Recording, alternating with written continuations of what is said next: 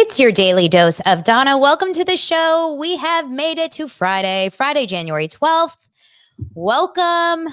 Come one, come all. Today is a beautiful day here in Los Angeles, weather-wise. Sunny. It's freezing cold in the mornings. It's 32 degrees in my car when I take the boys to school in the mornings at like 7.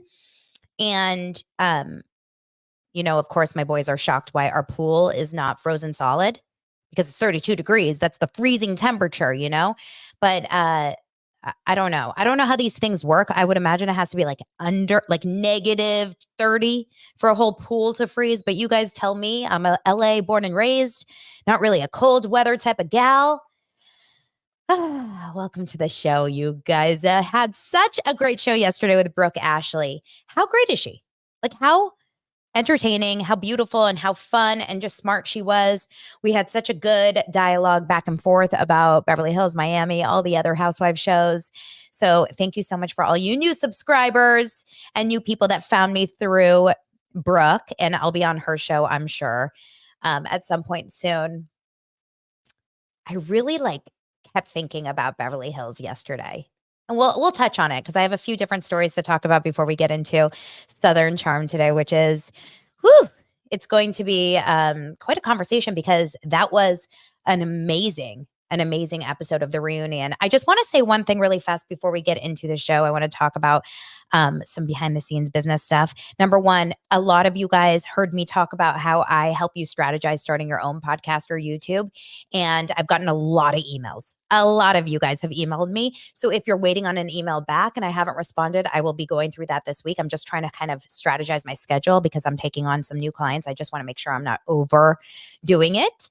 And then, Secondly, the merch. You guys are buying my merch. I'm getting my emails every day that you guys are purchasing stuff like the Daily Doser in my Bravo era. I love that you guys are loving it. And I think I'm going to add something. I'm going to add a couple designs. I really feel like we got to name them and we got to get receipts, proof, timeline, screenshots. I mean, how will we ever move on from receipts, proof, timeline, screenshots? And it was not just the way that Heather Gay said it in that reunion episode. It was the sound effects that the Bravo editors are just magnifique the way that they did it, right? Receipt, it's a boom, boom, boom, boom. It was so freaking good. Oh, I love it. I love it. I love it. Before we get into the show, of course, I just want to shout out the last day of Kitsch being the sponsor of Daily Dose of Donna this week. Kitsch is an amazing, amazing hair care and skincare game. The cool thing about Kitsch is that you can really get a lot of, awesome products. Like I said, I'm really obsessed with their pillows because of the wrinkle factor. I think that if you're a side sleeper or a stomach sleeper, you're going to age faster. That's just the truth. Your face will age faster because all that pressure, plus the sweat, plus the wrinkles, whatever. So you might as well try to at least get a pillow that minimizes any of that. So of course they have their satin pillowcases, they have their time-saving towels, which I'm always in a rush in the morning. So I love those time-saving towels. You just want to make sure that no matter what your budget is, you're going to find something you love either for yourself or for a Valentine's Day gift. This is like a perfect gift for a teacher, for your daughters, or for a best friend. Make sure to get 30% off at kitsch.com/Donna. That's right. 30% off anything and everything at My Kitsch. That's kitsch.com/Donna. One more time, mykitsch.com/Donna. And remember, Donna is DANA for 30% off your order. Thanks, Kitsch. I'm using you. Kitsch is the one thing that we're allowed to use. You can't use and abuse people, but you can use Kitsch all you want. Really quickly, let's talk about Beverly Hills. Just like another thought. Now, I'm doing my Patreon later today, so I will talk more about it there. Actually, you know what? That's what I'm going to do because we already talked about Beverly Hills yesterday. I'll go into some deeper thoughts about the Mauricio of it. And because I've just been thinking about it a lot about, Mauricio not being at that event for Kyle and what that meant and how obviously there's not anything more obvious in a ending of a friendship or relationship than that. Right. So we'll talk about that, of course, a little bit more soon. Yeah. Okay. Couple things that just popped up in the news today. Are you guys, let me find them because I sent them to myself. You know how I do. You know how I do. All right. We have to just talk about this. Are you guys following at all the Amy Robach, TJ Holmes podcast? Remember that in I talked about this at when the podcast dropped for the first time. I want to say it was like around November, maybe it was December. And I listened to it. I listened to that first episode and I actually found some redeeming qualities in them. You guys did not. I was talking about them in a positive light, saying, I like that they're just kind of sharing their stories and their experience going through this. But you guys abso-freaking-lutely did not agree. For the most part, you guys hate TJ and Amy. That's just what I've noticed over here. A lot of you felt like they weren't taking accountability. A lot of you felt like they were kind of skirting the real issues. Then, of course, we found out that both TJ's ex-wife and Amy's ex-husband, Andrew Shue, Melrose Place, got together. I don't even know if that's a real thing or not. But I will say, I saw an article about them from this last episode that they did. I'm not listening to it. No offense, I'm just not. I don't think I have the time to like add another podcast in the mix because I do this every day. But it basically is talking about dry January. And tell me right now in the comments if you're doing dry January. You guys know I am doing dry January. Where are we? January 12th. I've actually not had a drink in, let me think how long it's been. This weekend will be 5 weeks, 35 days on Saturday or Sunday. That's pretty exciting for me. As someone that used to drink only probably 2, maybe 3 days a week, but mostly just 2, but every weekend, right? So that's kind of a big deal for me. But anyway, dry January, I am definitely doing it, and so are they. But this what I thought was interesting because in their first podcast episode, they were talking about how the day that it all kind of came out and how TJ fell into like a deep spiral depression, and he was laying in the bed and he was like in his house, he wasn't picking up the phone, I think was the story, and she ended up going to his house because she was worried about him, and he was basically laying on the couch completely obliterated, hammered, drunk. He had been drinking since the early morning. And you see this in a lot of movies. This is giving a lot of like A Star Is Born or Leaving Las Vegas vibes, where when people have a problem and then they struggle and they're going through something and then they just, drink their faces off, which we're going to talk about alcohol a lot today because of the Shep of it all in Southern Charm. So don't worry, we'll get there. But I've personally never been, luckily, thank God, in a position like that because I don't lean on alcohol, in my opinion, from what I think. I think I lean on it for sure, but I don't lean on alcohol to get through sad times. Like I go to alcohol as a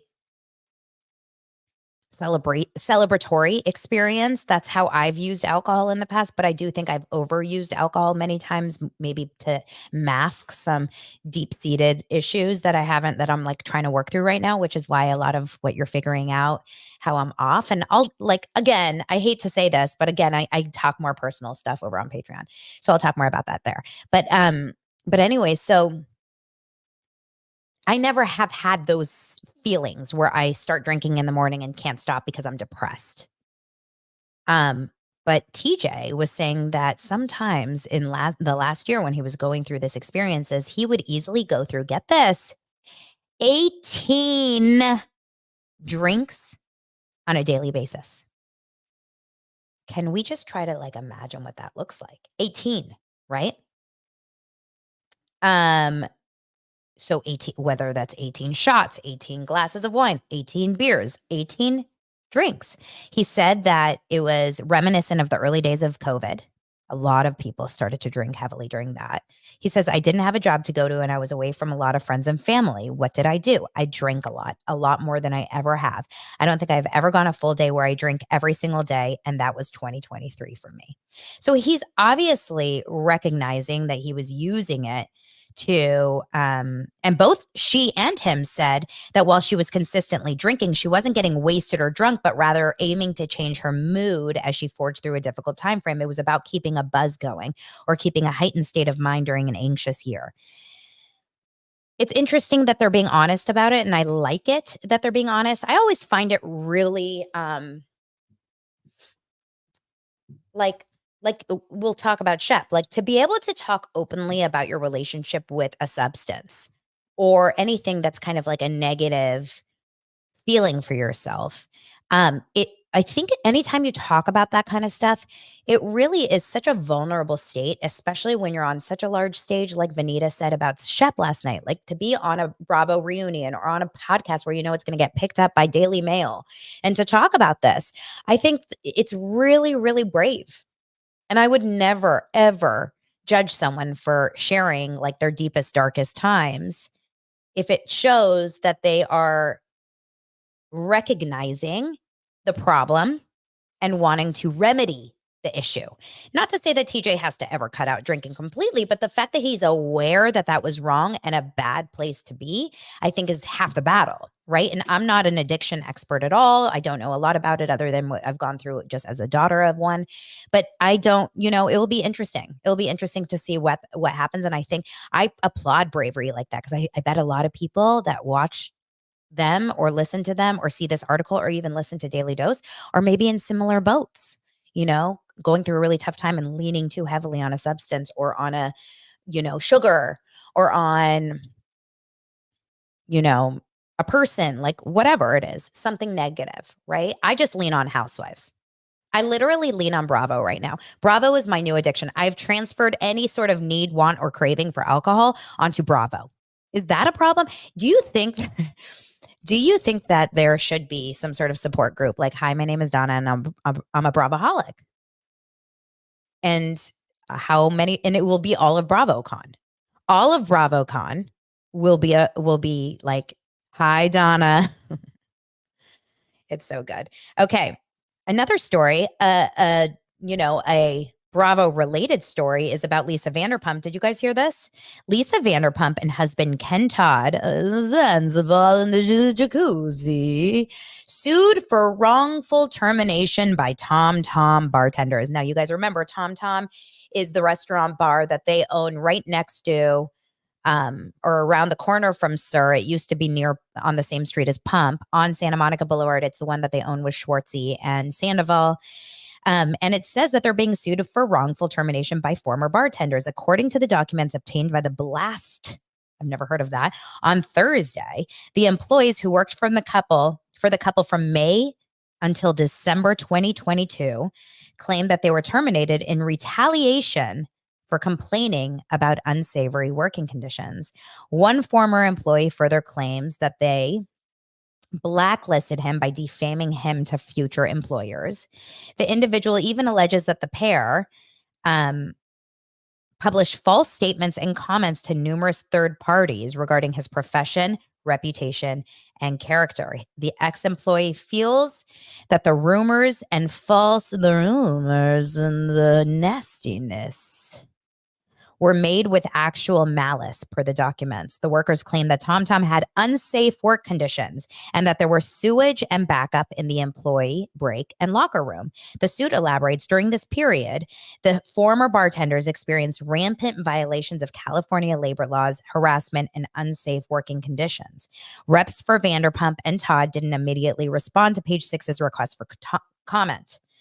So we don't really know what's going to happen over there, but listen, I've never been a bartender. I have worked in like restaurant type establishments, but I've never been to a bartender. So I don't know like what's normal and what's not in the back of a bar. I would imagine some dive type bars are gross back there. Don't you kind of find it funny now thinking about it? Do you remember that season where Tom Tom had just opened and James Kennedy was the DJ, right? For Tom Tom. And he was like Lisa was letting him leave Sir to go DJ at Tom Tom. And remember they put him like upstairs in some sort of like closet and he had like just like a little window that he could look over into the downstairs and he was sitting on toilet paper. To me, that feels like a health violation. Like why is the DJ sitting on the thing that's going to go wipe me down there, I don't know. I'm just throwing something out. Like maybe there was a storage issue there. Maybe they really didn't have good, things, sanitary habits. Now, I would imagine there's a lot of worker type comp lawyers and attorneys out there that would do this like a pro bono for an employee because they think they could probably make a ton of money. And I would imagine most likely they will settle with Lisa and Ken, because why would Lisa and Ken want to fight this, right? Like just like let them be happy and move on unless they're getting sued by a ton of people. Dana, I imagine your name is Dana and not Donna, asks, Donna, have you been to any of those restaurants? Well, if you followed the show for a long time over during the summer, Lance and I went to Tom Tom. Pump was already closed. We went to Tom Tom, and I've been to Sir before a few times. I've been to Sir like even before Sir was on Vanderpump, and then I've been there a couple times since. I haven't been there like in the last 5 years at least, maybe 8 years. I don't even know, a long time. Um, but yes, I have been to Tom Tom. I have not been to Schwartz and Sandy's. I have no interest whatsoever. But you guys, I don't go out that much. Like I go out to restaurants, local restaurants usually. Like once in a while I'll go to Craig's even around like across the, over the hill. But I'm not going out like to bars often, just given my life, like, I'll go to a restaurant that has a bar. So I guess Tom Tom is that. But yes, we did go to Tom Tom once. I had a long conversation with Max, Lisa's son, who was the manager of Tom Tom, and he was so kind and so great. Really, really nice to me. So it was fun. Okay. We'll see what happens there with Lisa and Ken Vandus and Zanzibar Jacuzzi. The jacuzzi. I wonder if there's any stories other than that, or should we go just straight for the good old Southern Charm? Because honestly, last night's reunion really, really was exciting, wasn't it? Um, yeah, the other stories are just kind of like silly little things. Okay. Southern Charm reunion blew me away for a first part of a reunion. Usually the first part of the reunion, i.e. Salt Lake City, is not like anything that special. Although I really liked the Salt Lake City first part of the reunion, but a lot of you guys didn't think it was special. But I will say that Southern Charm reunion part 1, I thought was fantastic. All right, let's get our thoughts in. I like seeing them all get ready every time, don't you? Don't you just love seeing the behind the scenes? Okay. Let's start with looks. And I try really hard to like be nice, okay? Um on the left side of Andy, we've got Shep. Shep matched the couch. He's in a velour, like velvet. I don't even know what it's called.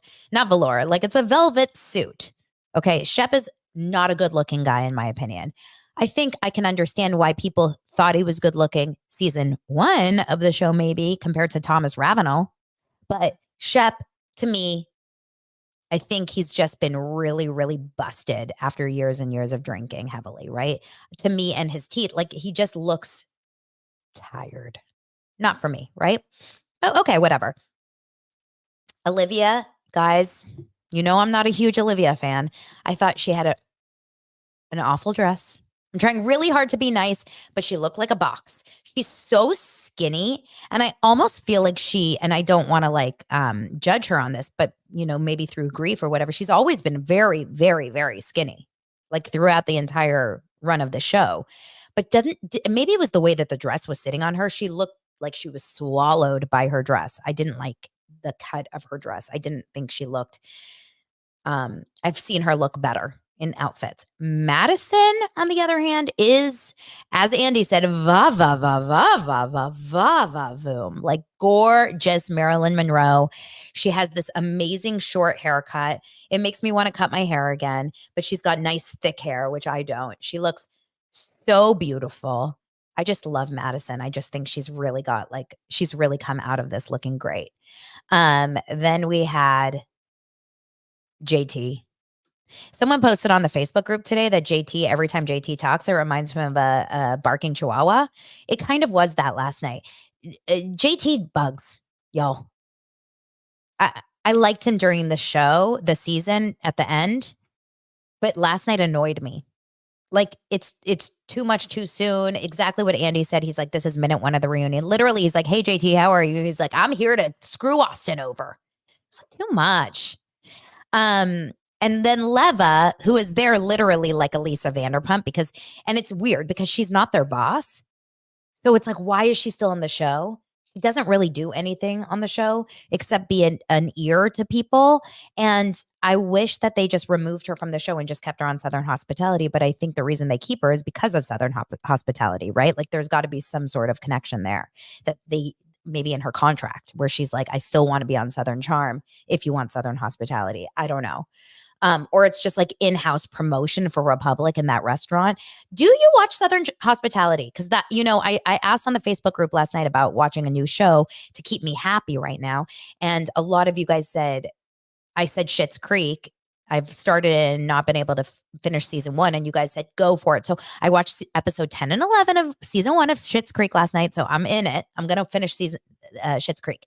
But do I need to watch Southern Hospitality is the question. I've watched maybe the first 2 episodes of the first season.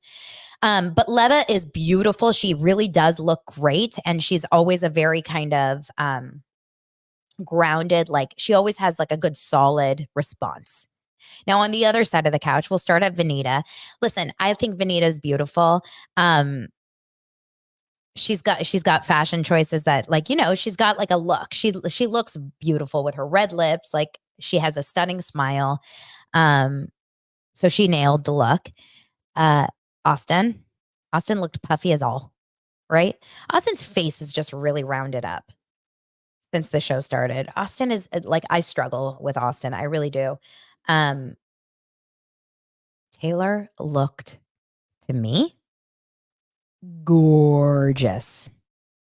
Like for Taylor, because Taylor, remember, if you really like, I think Taylor's a naturally pretty person, but I think she really, really like has upped her lip fillers maybe or makeup and lashes. She definitely has like upped her glam game since she started on the show. And I do think she's beautiful. I really do. She didn't look very mentally stable or happy, but she looked beautiful. And then we have to save the best for last.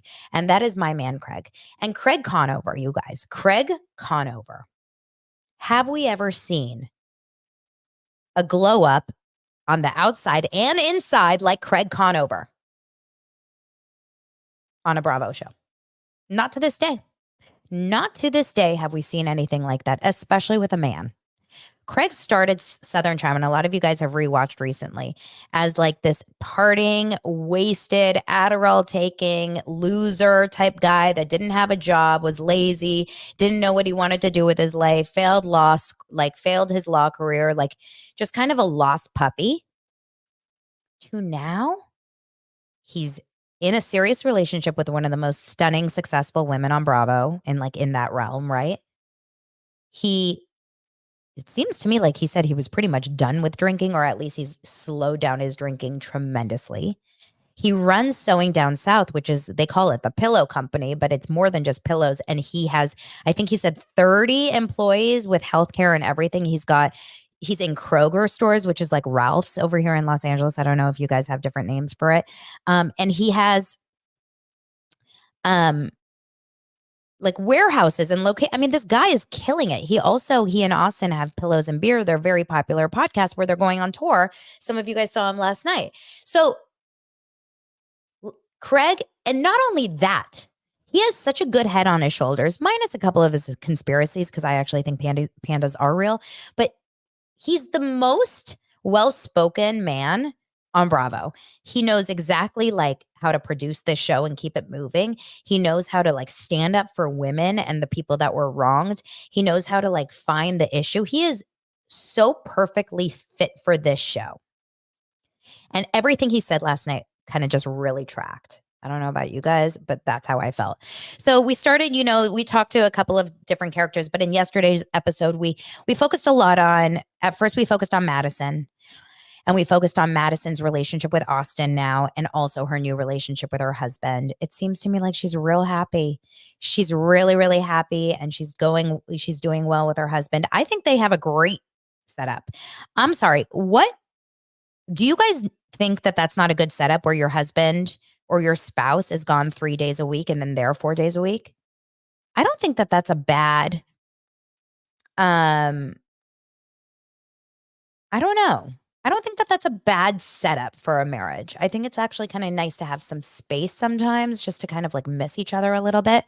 Um, but then when they brought up her son, and listen, we've talked about this on the show before, but boy mom here. If anyone puts their damn hands on my son and he walks in as cute and as sweet as her son is and comes in like this with a sad face with his arms open like I need a hug, forget it. And you know Andy, he was like, I'm going to get emotional right now because he started to like cuz he's a boy dad, right? He has got kids. Once you have kids, all bets are off when it comes to this stuff. And Madison, I was crying for two reasons. I was crying for him and I was crying for the thoughts that were going through my head, which was probably like, let me find this child and show him what's up. Have you ever dealt with that, by the way? Have you ever dealt with your kid getting not just bullied? We've all kind of been through a little bit of that, I think. But have you ever gone through a period where your kid comes in the house after getting beat up? Like that would be way, way, way, way, way too far for me. Way too far for me. Anyway, um, of course, we went through a little bit of a Madison Austen situation because Madison and Austen, although I did find a lot of times in this season that they were able to have like normal conversations. And I almost felt like she was treating him a little bit like a little brother, like teaching him, like, hey, this is not what you do, or this is what you should do. But they still have a lot of frustration for each other. And it was brought up how Austen said to Madison in their where were they on that trip now that I can't remember? Where did they go? That they were gone forever. Was it Bahamas? Jamaica. They were in Jamaica, right? Um, where Madison said, where Austen like drunkenly said Madison's a bored housewife. Listen, Austen's like, number one, I was drunk. I do believe that a lot of us say and do things when we're drunk that are totally exaggerations of who we are. And I don't believe that theory of like the truth comes out when you're drunk. I don't. I've seen too much and I've done too much that I don't believe the story is true. However, or that theory is true. However, Austen has a lot of deep-seated probably feelings towards Madison. Like maybe there's a part of Madison that reminds him of what he could have had, what he lost, what his life could have been. I don't think he seriously has feelings for Madison anymore, but like, I think it's always unhealthy to hang out with an ex in most cases, right? And she's living her best life and she's like moved on to this great, greener pastures. And he's still like fighting with a bucket hat over did he kiss or did he not kiss? He was mentioning that, he was really going through a tough time on that trip and a lot was happening and a lot was going on. And he was really struggling with that. So whatever. Austin's just like, he kind of can't do any right. Let's be honest. Like Austen is just, even when he apologizes, even when he acts like nice, it's always followed by something bad. And JT could not stop letting him know that. And it was annoying for me. Like they were kind of laughing at him, Leva and Madison, every time he spoke. But JT was like over the top. It's kind of over the top. It's like he's trying either really too hard to get some airtime, he's trying too hard to be on the show, or he's too bitter that Taylor never chose him and chose Austen. Not chose, but like hooked up with Austen and not him. I also find it a little red flag like when one person constantly says, I'm a good person. I'm a good guy. I'm the good guy. I'm a good person. You know what I mean? Like it bugs me a little bit. So I'm not really sure if I can't decide if I like JT or not. It's coming off a little bit better. Okay.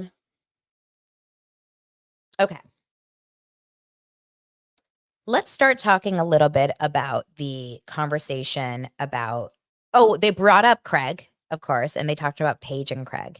And Andy asked, based on a viewer question, how many of you believe that Paige moves to Charleston? And only about 2 or 3 people raise their hand. I'm asking you guys here in the comments, how many of you believe that Paige will actually move to Charleston? I think yes, but I don't think it happens until way after the wedding. I think they still get engaged as long distance. They get married as long distance. And when I say long distance, I think they'll see each other every week, but maybe a couple days in Charleston, a couple days in New York, and et cetera. And then when they finally decide to have kids, if they do, maybe Paige decides that she's going to move to Charleston. And here's my guess, and put it in writing. Here's my prediction. Okay. January 12th, 2024.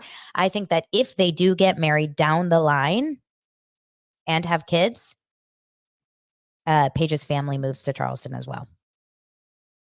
That's what I think. Now, a lot of you guys think Craig can move, but like, where are they going to move? They're going to move to New York to have a family. That's where Paige wants to be. Now, I don't know where Paige's family lives. I imagine it's somewhere upstate New York or just outside or Jersey or something along those lines. But I'll have to see. I have no idea right now, but I do think that Paige and Craig are going the long distance and going the distance, the long distance. That's a good pun. Going the distance. And also, I want to say that I strongly believe that if Paige watched reunion number 1 last night and left Craig or let Craig leave her, she'd be making the biggest mistake of all time. Like, I don't know if there's a more eligible person for Paige. He's successful. He loves her. He seems like a good guy. I don't really understand what else she's looking for if not Craig, right? Okay. So they were talking a little bit about relationships, about Paige, about Shep kind of giving Craig a hard time that Paige doesn't really exist. And he straight up said, I don't believe that it's healthy to have a relationship on camera. And it makes sense that Craig is kind of like keeping Paige a little bit away for that reason, but he's kind of almost skirting issues by not putting it all out there. And I think all of it is true. I think that having a relationship on camera has got to be the most like difficult thing ever. I also think Paige and Craig are very much on camera. Like they have 2 shows that they're on together, basically. We saw them in the summer and then we see them in the fall. Like we see them everywhere, right? So I don't know. I think that they're very, they have shown us a lot of it. Maybe not the real, but they show us a lot of maybe they don't fight a lot. Maybe Craig and Paige just don't fight a lot. And what we're seeing is really what they are. The Shep and Taylor of it all. Okay. Shep starts talking about Taylor a few times throughout the episode. He starts talking about his love for her. He starts talking about how he feels he made a mistake. And he also mentions that if he wasn't on this show, he would probably marry her and have married her and been together. I always think about this. Shep made me so sad. I never thought I would have such sympathy or empathy for Shep. But seeing him yesterday with this admission showed to me how deep this problem really is for him. And he's not really, as of that filming, I don't know when they filmed it, but as of the filming of that reunion, I don't think he's really fully come to terms with what a bad problem he has. So Shep, just to give you some background, Shep is a partier. He always has been. I remember Teddy Mellencamp saying that when they grew up in high school, they would always be the partiers, right?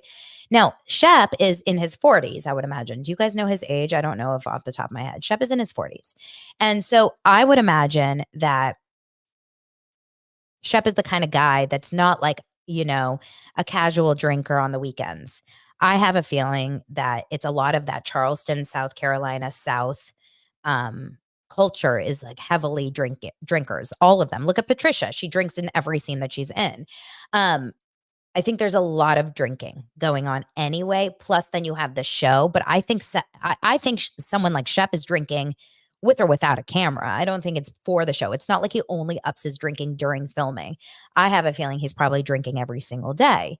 And I have a feeling also that he's probably drinking to excess, right? He's getting hammered. And we heard that at BravoCon this year, which was in November. Oh, yeah. So it must have been after November that they filmed this.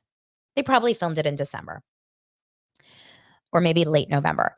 We know that at BravoCon, we heard from a variety of people that Shep was a mess, that he was yelling at people, that he was like falling over. He was sitting at casinos and yelling at the blackjack people. We heard that from Jeff Lewis Live from Paige. We heard that he was in the elevator being a dick. Like, apparently Shep was like kind of going through Vegas, just like hot mess express. And now we're finding it.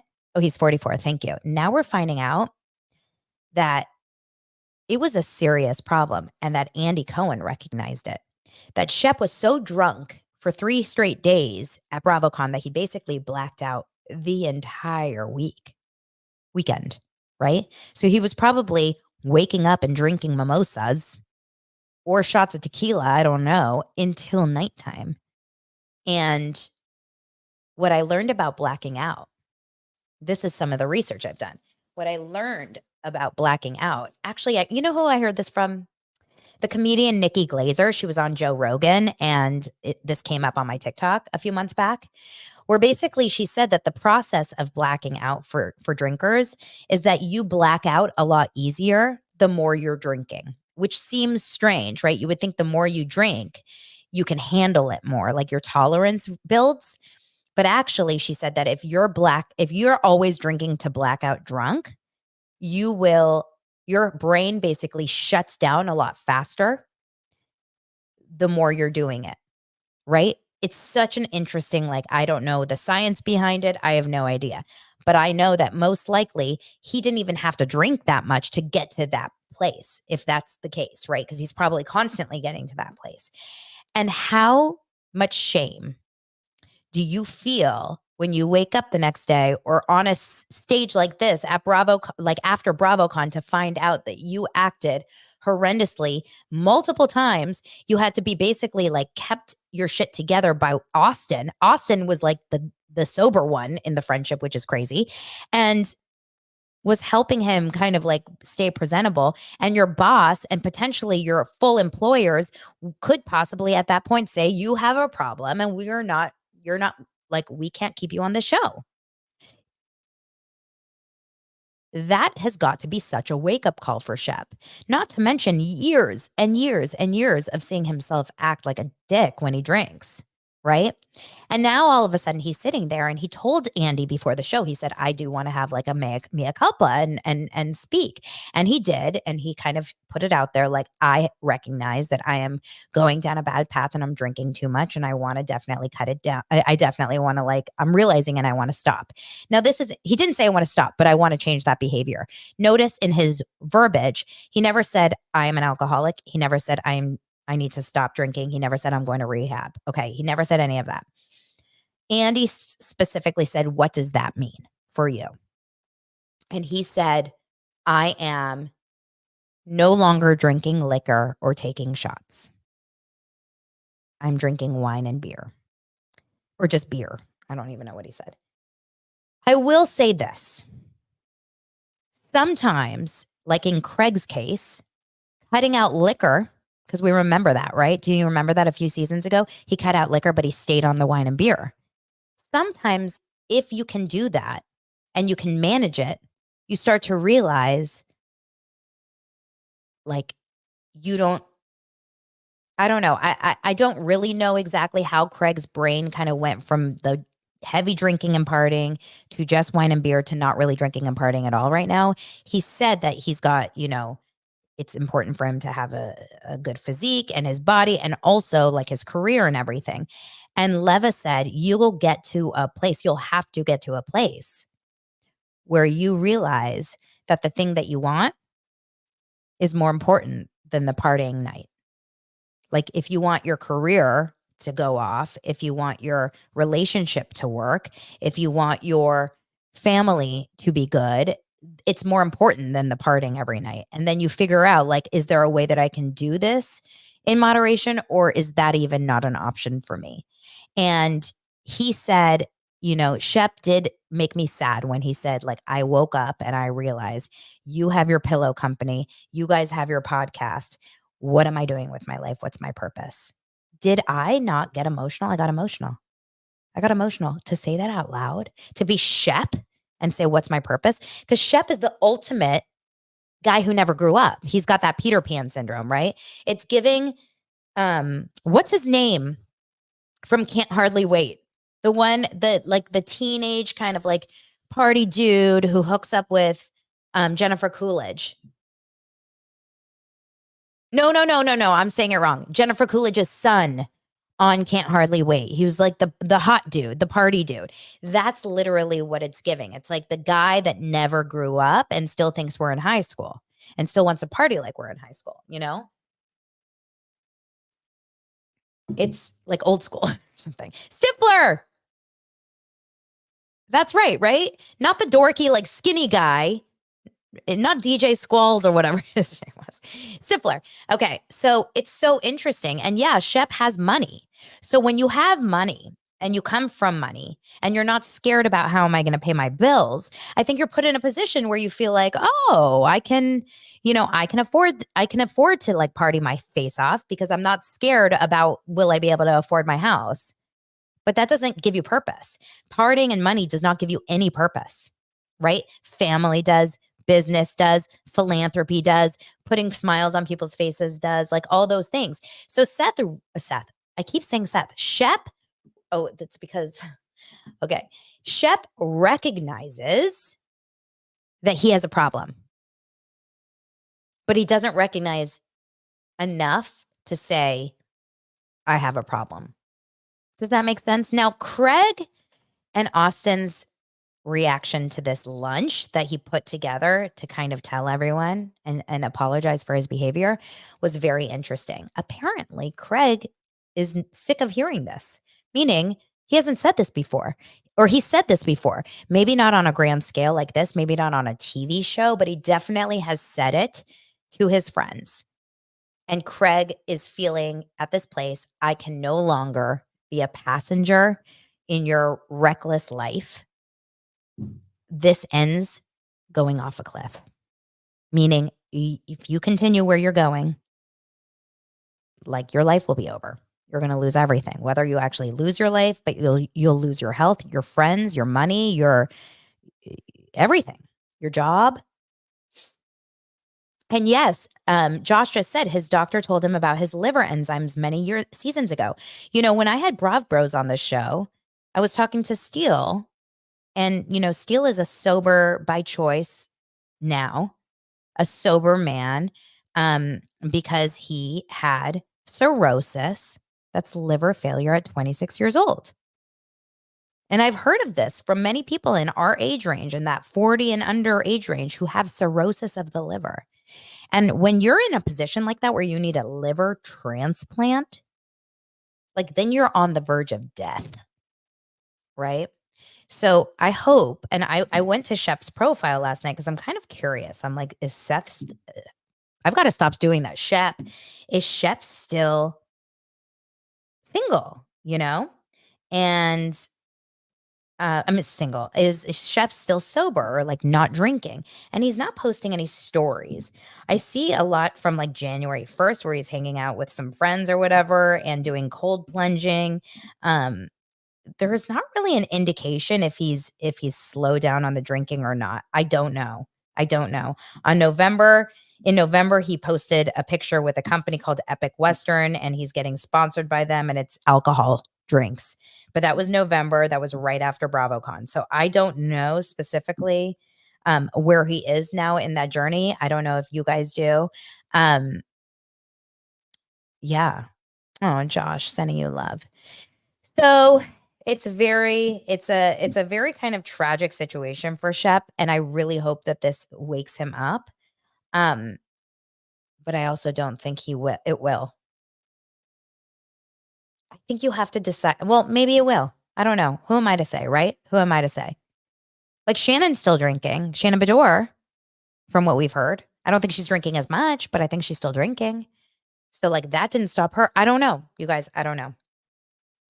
All I know, it was the first time I felt like actually sad for Shep. And then, of course, we did have to cover and talk about Taylor. And Taylor, who straight up was like, I'm wearing my scarlet letter. Listen, this is going to be something we're going to disagree about. I already know it because I posted about it in my Facebook group, and I know you guys have strong opinions. Some of you agree, some of you don't. Taylor effed up. Taylor lied about the F up. Taylor has since apologized. Has she wanted to be forgiven faster than Olivia's ready to forgive her? Yes.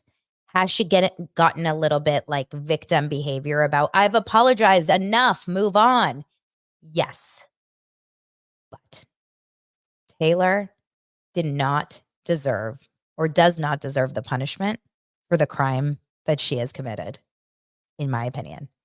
Sorry, I don't believe that Taylor deserves this national public lashing and shaming for kissing Austen. Like, what is happening? Okay. Um, it was a tangled web of lies. They were trying to protect each other. That's the worst it is.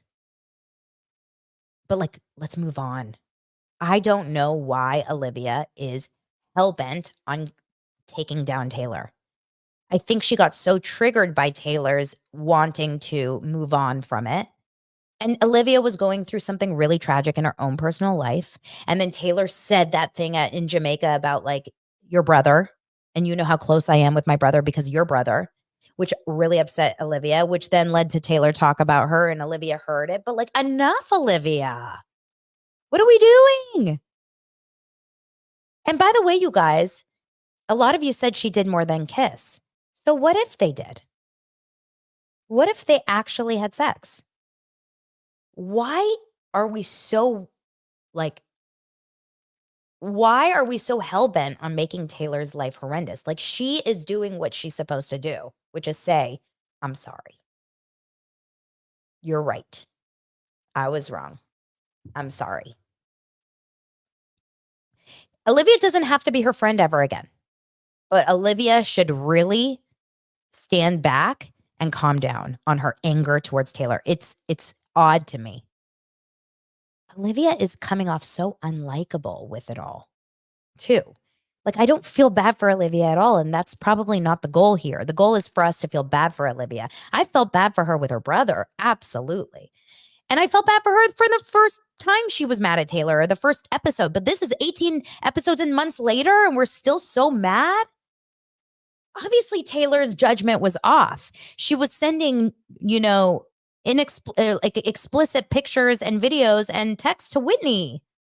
She was doing things probably under a lot of alcohol, a lot of stress, and just trying to figure herself out. Let's give a little bit of grace, guys. I don't know. It feels like too much for what it is. But that's just where I am. Anyway. Okay, so I personally feel like it's a good episode. I'm excited to continue watching it. I'm interested to see what happens with Shep, and Craig can do no wrong. And that's where I'm going to leave y'all. I hope you guys understand my feelings on the Taylor thing, but maybe you guys know more than me. A lot of you don't think she was apologetic. A lot of people think that there was more going on. I truly think it's possible to understand that that person will not be your friend without continuing to make them just like dig in the dirt. I don't know. At some point, you got to just say, okay, enough. Just like I felt about Raquel, by the way, guys. And just like I felt about Sandoval. Yes. The reason why is because I just feel like at some point when someone is apologetic and trying to move forward and trying to make up for their past, and especially in a public atmosphere like that, it doesn't do any more to continue to take them down. You know what I mean? It's like at some point you gotta just say, okay, like let sleeping dogs lie. I don't know. Anyway, all right, you guys. I hope you have a good weekend, and I will talk to you on Monday. Yes, I'll do an episode. It's Martin Luther King Day, but I'm still here. I will do an episode on Monday. And I hope you guys have an amazing weekend. Yes, Traders season 2 starts tonight. That's exciting. And a couple other things. All right. I'll talk to you guys later. Bye.